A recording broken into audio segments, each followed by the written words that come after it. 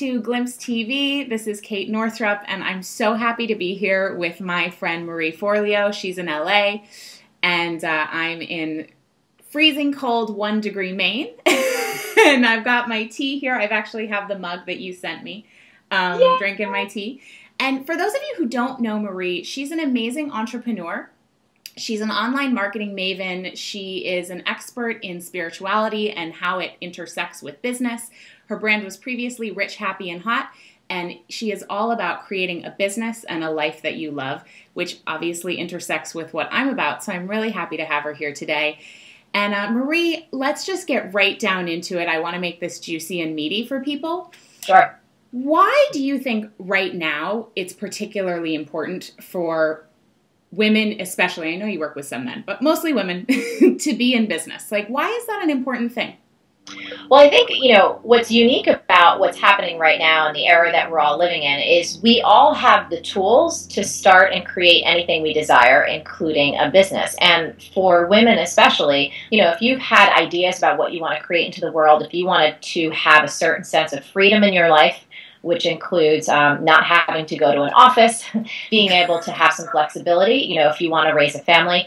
It's an incredible time to be able to not only write your own ticket and live life on your terms, but do work that you really believe in a way that you want to do it and make a difference in the world. And, the world is really our oyster right now. There's, all the barriers to entry are very, very low. All you need is a really good idea and some hustle and some structure and a plan, and you can make it happen. Do you think that really anybody can make it happen, running a business for themselves? I do believe that anyone can make whatever they really want happen. I don't think that everyone is cut out to be an entrepreneur, quite frankly. I think that, there's a certain amount of stress and pressure, and there's got to be a desire to really run things, to potentially manage other people. It's a big, big, big responsibility. And you also have to have some kind of desire, like a burning desire to make a difference in the world. You've got to be willing to have everything always fall on your shoulders in terms of keeping the lights on and, making money come in the door. And there's no one really you can look to that's going to save you. So if that type of risk and excitement and adventure and creation is exciting to you and you're willing to be in it for the long haul, it can be the most rewarding thing ever. But if you don't want to be an entrepreneur, like I have incredible employees, we're a very small company, they're very entrepreneurial because they own a lot of responsibility. You know what I mean? They play a big part in our success, but for them, it's a better fit for their talents to not necessarily be responsible for keeping the lights on, but still play in a very fast-paced, dynamic environment that's always changing, Yeah. So there's different places for all of us, and one's not better than the other. It's just about being honest with yourself and being truthful about what's right for you. Yeah, I think that's so important to remember, because as an entrepreneur, oftentimes I find myself hiring people and thinking in my head, oh, but they could run a business and they could do this and da-da-da, and then I have to scale it back and remember this is not for everybody. So right. For women who have chosen to go into business for themselves, what do you see? I mean, you work with thousands and thousands of us. So what do you see is maybe one of the 1 or 2 biggest mistakes that we are making right now? Well, I think mistakes, I'll go a little bit back and dial it back to obstacles or Right. challenges that we face. And one, I think, is clarity. That's probably the biggest thing, is for people to really, and for women to get clear on what do they want. One of the blessings and the curses of our time is that the definition of entrepreneurship has gotten very wide. There's a broad spectrum. You can have what I call a BAB, a big ass business, or you can have something that's like a micro business. When we think of BABs, we think of Whole Foods or Apple or, very large corporations. Those ambitions, that desire, awesome. Some of us want like a little one-woman shop that maybe we have a virtual assistant, you know what I mean? Maybe we'd like to make 6 figures or, even $50,000 or $60,000 a year. And for us, for our desires and our ambition and our level of freedom that we want in our life, that feels like creating a business and life you love. I don't care. I don't have preference one way or the other, but I think the clarity of knowing what you want, what your business model is, what your lifestyle goals are, how much you want to work, how much you're willing to work, how much responsibility you want, and what is the thing that you really want to do in the world. That's where I see people have the biggest challenge, is finding that clarity, first and foremost. Once they have that piece of clarity, the second challenge or mistake, and kind of bundle those two together for a moment, is really not understanding how to market in a modern way. You know, you and I are talking about that is so true. Right? This incredible, like, little box and Skype, and we're talking to all of you out there because we're all watching this on our mobiles or our iPads or our computers or our desktops. It's like we have these incredible devices to literally connect with the world in moments. And that's really the primary way that we need to communicate and market about our products and services. And unfortunately, most of us have never been taught the way to do it right. And we have big resistance. We think marketing and sales is slimy and scammy and skeezy. So, and it doesn't have to be. But that mental block or that misconception really limits us from not only making the money that we deserve to earn, but more importantly, from making the impact we're meant to make in the world. Yeah. Oh, so good. So really quick on your first point in that question, did you always have the clarity of what you wanted to do? Oh man, I was such a hot mess. When I first started out, you know, I always call myself the multi-passionate entrepreneur. I loved hip-hop dance. I loved fitness. I loved marketing. I loved personal development. I loved spirituality. I loved writing. I had like 6 things that I was, had a bit of talent in, had a huge passion for, and felt schizophrenic because every traditional book I read and every expert I went to always sent me the same message. It was about choosing one thing and narrowing down and getting focused. And at that point in my life, which was my early 20s, every time I tried to choose one thing, I felt like I was cutting off a limb. And so the only way I was able to personally get traction was to throw out all the conventional wisdom and to allow myself to really engage in all my passions. You know, one of the things I always teach is clarity comes from engagement, not thought. You can't think your way into clarity. You have to actually take action. You'll start to feel your truth from the inside out, what I call a body truth. Mm-hmm. And I did that for several years. Simultaneously, I was running a personal coaching business. I was a Nike dance athlete. I was creating fitness videos, you know, and it was at a time in my life when I could do that. My life stage allowed it. I didn't have a mortgage. I didn't have a family, you know, so it was okay. But I think that, you know, for me, I didn't always have that clarity, but I was willing to do the work and take the actions and risk looking stupid, quote unquote, risk failure, quote unquote. I really don't believe that there are such things as failures, but I was willing to put myself out there to figure it out. Yeah, beautiful, beautiful. And one of the things that you've taught me is to look, when you said throw out all the conventional wisdom, I think so often I at least will look at other people and think, oh, well, if I want to be successful, I should do it how she did it, or I should do it how he did it. And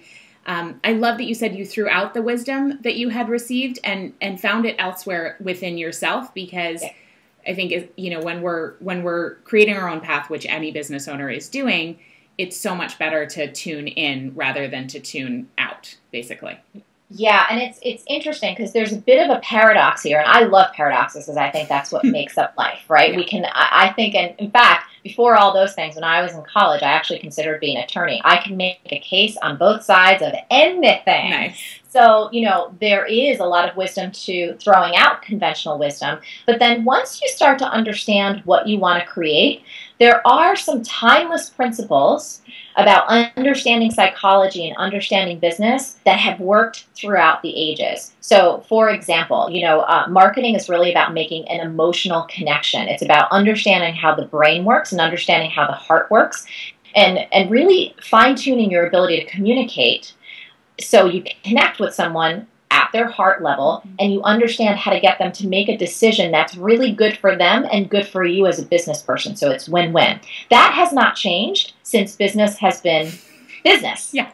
We just have different, more sophisticated technology and tools to do it. So there is that interesting paradox of throwing out, listening to what everyone else says and following your own truth. But then once you kind of get an idea of what you want to create, you don't have to reinvent the wheel. Yeah. That's not the same as copying other people, but it's being willing to do what I call looking under the hood of what other successful people or business owners do, the path that they've followed, and you look for those timeless principles and some of the structure, the skeleton underneath, and you can really expedite your own results. Absolutely. That was so well articulated.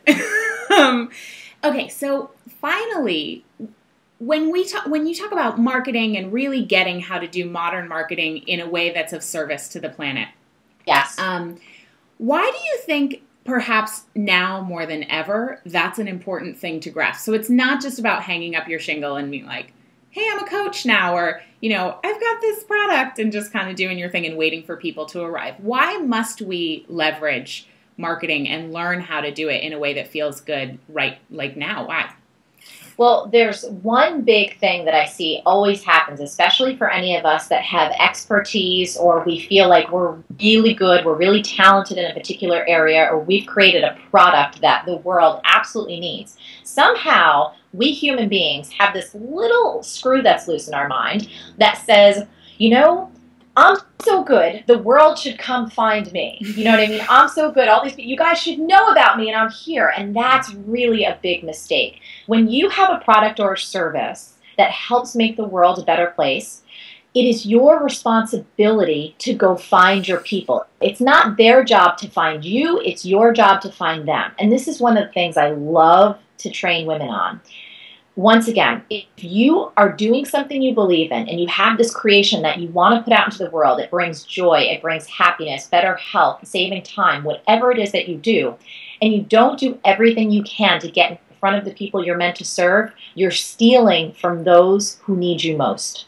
It's like right now there are millions of people that have a pain point or have a desire that you have a solution for. And it really is your responsibility on the planet to get your stuff in front of those people in a way that's classy and elegant and fun. And to your question, why is it important to do it in a classy and elegant way now?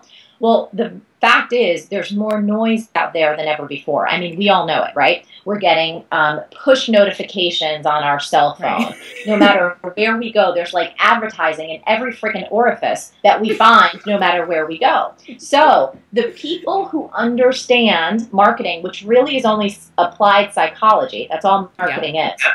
The people that get that and know how to execute in a really heartfelt, genuine, honest, fun, authentic way, that's when your message cuts through all the noise, and that's when you get results. Both, again, results in profit for your business, but more importantly, in making the difference in the world that you're here to make. Amazing. When you said the part about, I mean, I've heard you say it before, but I could just, have a little recording of Marie saying that, like, if you're not getting your shit out there, you are stealing from the world.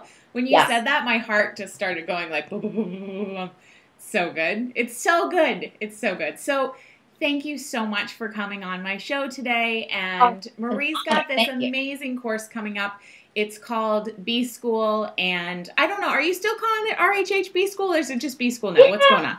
Rich, Happy, and Hot, it's interesting. And this is like just another little mini business lesson. Great. People often ask me about, should I name my business a business name or should I use my personal name? And I've always used Marie Forleo because I know it's the one thing about me that will never change. Totally. It really is. But, I come up with cute catchphrases and titles and tags, and sometimes they have a lifespan, just like relationships and other things in life. They kind of are valid for a little bit, and then they start to kind of move on, and then something else takes its place. So we're calling it mostly B School, because it is B School, which stands for business, and our tagline, which I love, is make money change the world. Uh-huh. It's kind of like, when you talk about brand names or taglines or whatever, it's kind of like getting a tattoo in my mind. It's like, I might think it's a damn good idea to get like my little fairy princess right here, and 10 years from now, maybe not. So love that philosophy. And, you can get more info about B School, and Marie's got an amazing training series that is totally free, videos that are coming before the launch of B School. So click the link below and I'll tell you all about it. Marie, I love you so much. Thank you for coming. I love you. Have a great rest of your day in beautiful LA. Bye.